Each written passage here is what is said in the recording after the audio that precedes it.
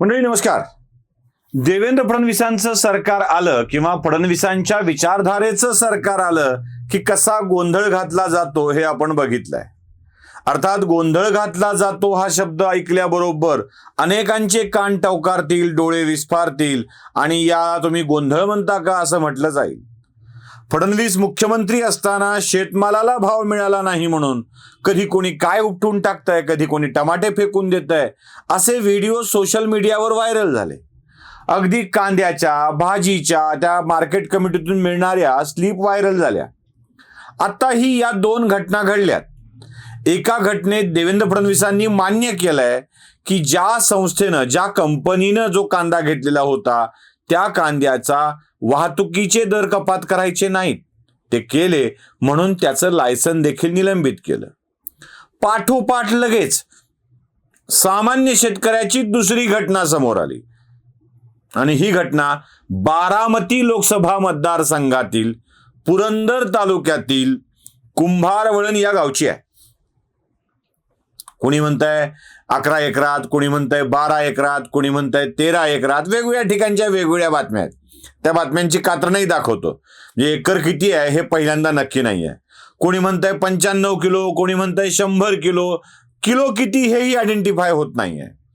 66 रुपये मिळाले हे मात्र सगळेच सांगतायत, कारण 66 रुपये कागदावर दिसत आहेत. ऋषी तिवटे या नावाचा हा पुरंदर तालुक्यातील शेतकरी. आता याला 66 रुपये या शेतकऱ्याला मिळाल्यानंतर लोकांच्या संतापाचा उद्रेक होणं स्वाभाविक आहे. काय 95 असो की 100 असो, 100 किलो वांगी व्यापाऱ्याला दिल्यानंतर त्याच्या पोटी 66 रुपये मिळावेत, केवढा मोठा अन्याय. बारामती लोकसभा मतदारसंघात वांग्याचा भाव एवढा पडावा की 100 किलोला 66 रुपये मिळावेत. अहो, ज्या मतदारसंघाच्या खासदार वांग्याचीच शेती करून करोडो रुपये कमवतात किंवा त्यांची प्रॉपर्टी वांग्यावरच मोठी झालेली आहे, त्या मतदारसंघात एवढा कमी भाव आणि वांगे उत्पादकाची भीषण अवस्था. बघा शेतकरी कसा वाईट अवस्थेत येतोय हे सांगण्यासाठी हे उत्तम उदाहरण होतं. एकनाथ शिंदे आणि देवेंद्र फडणवीसांच्या वरती तुटून पडण्यासाठी देखील हे उत्तम उदाहरण होतं. हा काही पहिला प्रकार नाही आहे. याआधी देखील जेव्हा फडणवीस विदर्भाच्या दौऱ्यावर होते तेव्हा देखील अशा स्वरूपाचा कांगावा एका शेतकऱ्यानं केला होता.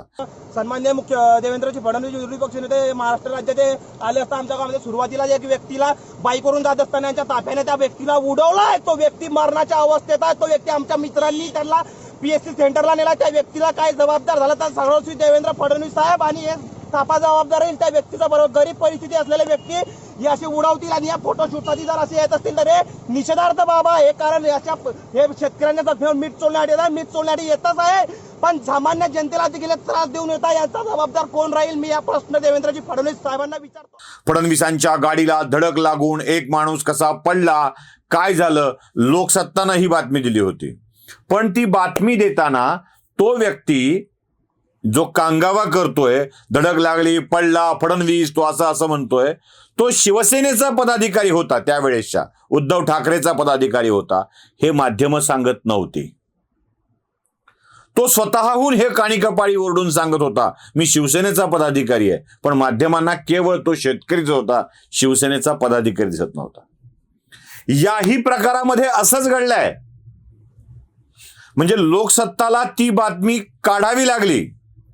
हे जे कोणी ऋषी तिवटे नावाचे शेतकरी आहेत ते पुरंदर तालुक्यातले बारामती लोकसभा मतदारसंघातले आहेत आणि यांचा सुप्रिया सुळेंशी खूप जवळचा संबंध आहे. प्रकरण कोण काढतं बघा. मी ऋषी तिवटे यांची सुप्रिया सुळेंसोबतची त्यांच्या बाबतची फेसबुक पोस्टच तुम्हाला दाखवतोय, बघून घ्या. आता ऋषी तिवटेंनी आपल्या फेसबुकला बहुतेक साफ केलं असावं, कारण त्याच्यावरती आता कोणत्याही सुप्रिया सुळेंशी संबंधित, राष्ट्रवादी काँग्रेसशी संबंधित पोस्ट दिसत नाही आहेत. आता त्यांनी पोस्ट सगळ्या बहुतेक काढलेल्या असाव्यात, पण ज्या पोस्टचा स्क्रीनशॉट घेतलाय त्यात लाईक दिसतील, कमेंट दिसतील, तुम्हाला म्हणजे किती आल्यात त्या कळेल. ती पोस्ट तुम्हाला मी दाखवतोय, ती बघा. यात स्पष्टपणे हे तिवटे सुप्रिया सुळेंचे कार्यकर्ते आहेत हे कळलेत आहे. म्हणजे तिवटेंचा एक बाजू आहे ते शेतकरी आहेत आणि ते सुप्रिया सुळेंचे कार्यकर्ते पण आहेत. ते एका कार्यकर्त्याचे कार्यकर्ते आहेत. तुम्हाला तेही दाखवतो, एक पोस्टर त्यांचं सगळीकडे दिसतंय, तेही दाखवतो, तेही बघून घ्या. ते एका कार्यकर्त्याचे कार्यकर्ते आहेत.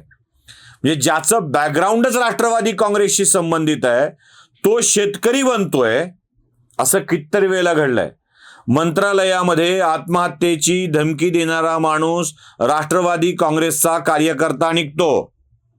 देवेंद्र फडणवीस मुख्यमंत्री असताना किंवा विरोधी पक्षनेते असताना त्यांच्या ताफ्याची धडक लागली याचा गवगवा करणारा माणूस शिवसेनेचा पदाधिकारी निघतो आणि आमची माध्यमं याची मोठ्यात मोठी बातमी करत राहतात.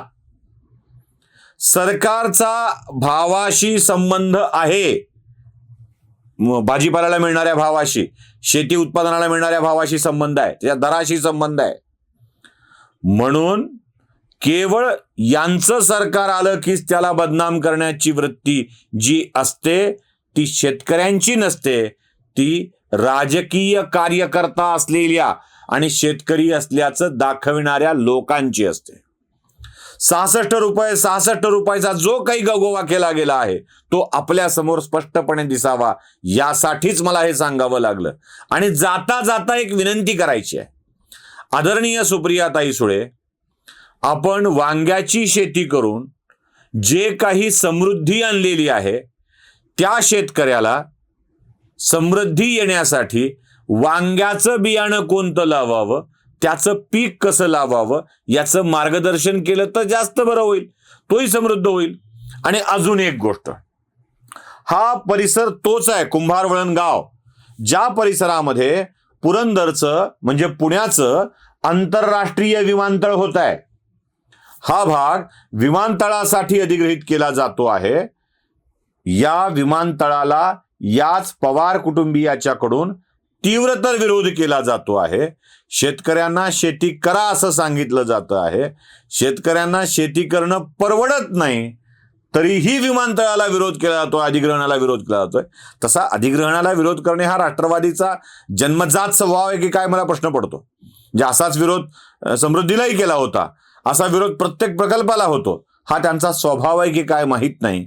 पण एकीकडं शेतकऱ्यांना शेती परवडत नाही तरीही त्याला करायला सांगायची, तर सुप्रियाताई तेवढं वांग्याचं कोणतं बियाणं आणि कोणती पद्धत तेवढं बिचाऱ्या ऋषी टिवटेंना सांगून टाका, म्हणजे पुन्हा त्यांचं नुकसान होणार नाही. व्हिडिओ आवडला असेल तर लाईक, शेअर आणि सबस्क्राईब नक्की करा. धन्यवाद.